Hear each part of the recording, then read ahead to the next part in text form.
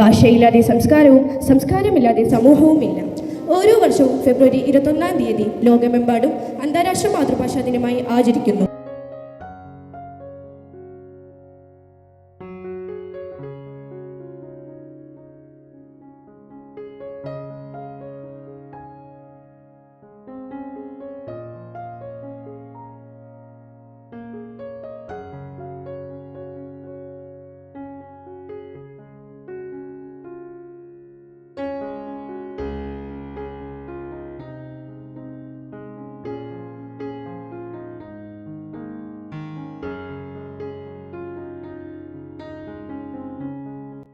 രാജ്യമാണ്. എല്ലാ ഇന്ത്യക്കാരും എൻ്റെ സഹോദരി സഹോദരന്മാരാണ്.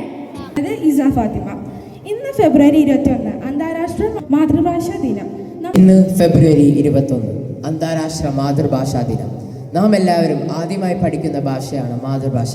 നാം ചിരിക്കുകയും കരയുകയും ചിന്തിക്കുകയും സ്വപ്നം കാണുകയും ചെയ്യുന്ന ഭാഷയാണ് നമ്മുടെ മാതൃഭാഷ.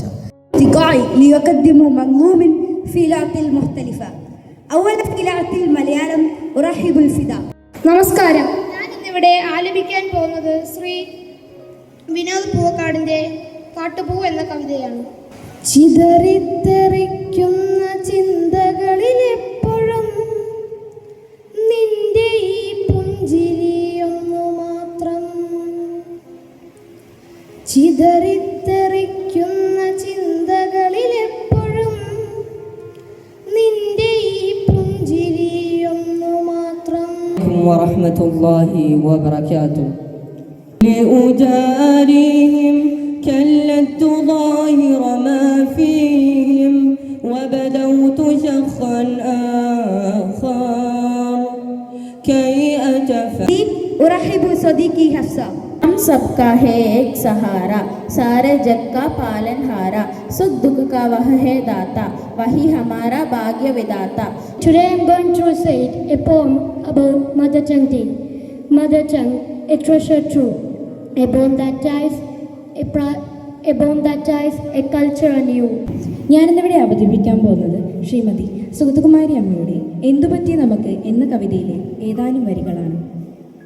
തണുത്ത വണ്ടിപ്പാളത്തിൻ മടിയിൽ പുലവേളയിൽ ഞരക്കം നായയോ വണ്ടി തട്ടിച്ചാക. On to our next program.